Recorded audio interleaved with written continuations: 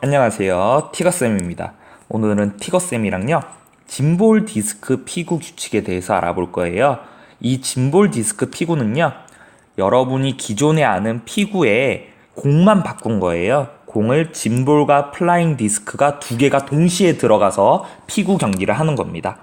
자, 이 짐볼 디스크 피구는요, 여러분 목요일날 있을 학년별 체육대회에서 할 종목이니까 선생님과 같이 규칙을 잘 들어보도록 하겠습니다.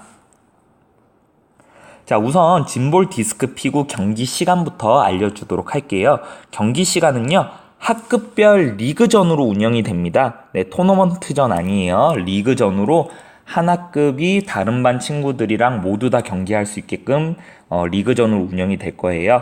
그래서 한 세트당 7분, 그리고 휴식 시간은 3분으로 해서요, 총 10분, 네, 10분 동안 경기가 운영될 예정입니다.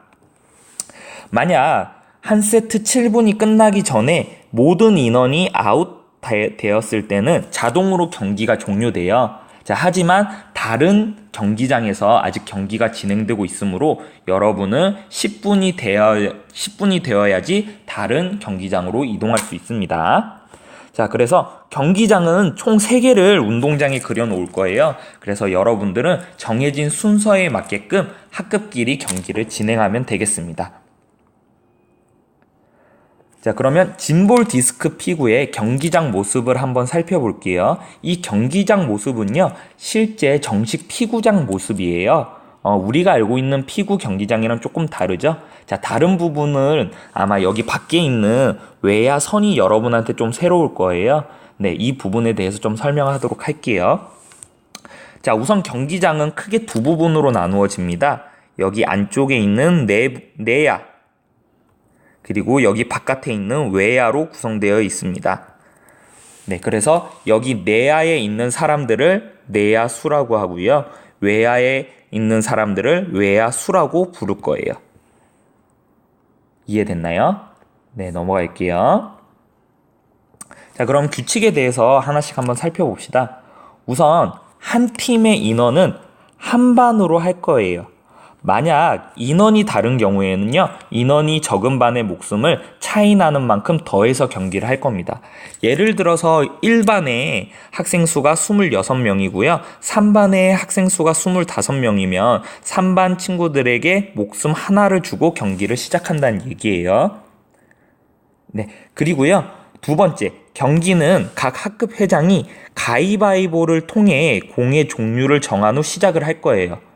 어느 팀에서 짐볼로 시작을 할지, 어느 팀에서 플라잉 디스크로 경기를 시작할지, 네, 가위바위보를 통해 결정하도록 하겠습니다. 자, 그리고 심판 판정에 대해서는 절대 항의할 수 없어요. 항의할 경우 즉시 퇴장 조치를 하겠습니다. 네. 자, 공격 부분에 대한 규칙 설명할게요. 상대편 선수가 던진 공을 노바운드, 한마디로 땅에 튕기지 않고 잡았을 경우 공격권을 가지고 옵니다. 네, 이때 질문 많이 하는 친구가 있어요. 선생님, 그러면 목숨 하나 더 얻을 수 있나요? 목숨 하나를 더 얻을 수는 없어요. 그냥 공격권만 가지고 오는 겁니다. 자, 2명 이상 맞은 경우는요, 맞은 사람 전원 아웃이 돼요. 만약에 상대편 선수가 던진 공이 노바운드로 2명을 맞췄다면 아웃되는 사람도 몇 명? 네, 아웃되는 사람도 당연히 2명이 되겠습니다. 자, 중요한 거는 3번이에요.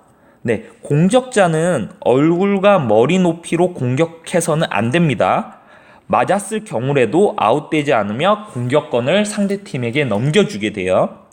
단, 공격을 피하려고 일부러 머리 또는 얼굴로 공을 맞았다. 그런 경우에는 선생님들 판단하에 아웃으로 처리하도록 하겠습니다. 네, 넘어가도록 하겠습니다. 자, 패스에 대한 규칙도 한번 살펴볼게요. 자, 같은 팀끼리요, 내야수와 내야수끼리는 패스할 수 없습니다. 이거 중요해요. 패스할 경우 공격권은 상대팀에게 넘어갑니다. 네, 내야수는 한마디로 공을 잡은 사람이 던져야 해요. 이거는 공 던지는 기회를 모두에게 주기 위해서 만든 규칙입니다. 하지만 밖에 있는 외야수와 외야수끼리는 패스가 가능합니다.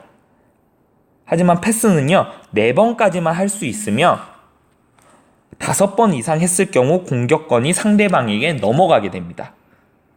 아시겠죠? 4번 안에 공격을 해야 한다는 얘기예요. 자, 그리고 여기 6번째, 파울과 아웃이 중요해요.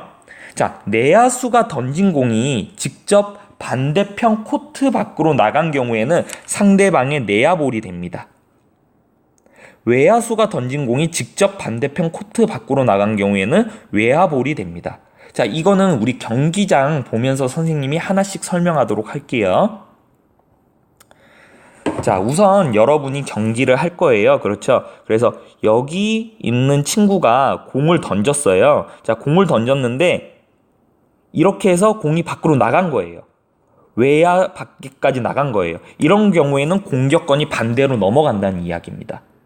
반대로 여기에 있는 외야수가 공을 던져서 여기 밖으로 나갔어요. 이런 경우에도 상대편 외야수에게 공격권이 주어지게 됩니다. 이것만 잘 기억하면 돼요. 자, 그래서요, 시작 전 팀별 한 명씩은 반드시 외야에 위치합니다. 그 한 명은 내야에 들어오지 않아요. 계속 외야에 머물면 됩니다. 그리고 내야에서 아웃당한 사람들은 외야에 자기가 원하는 위치에 어디든지 서서 경기에 다시 참여할 수 있습니다.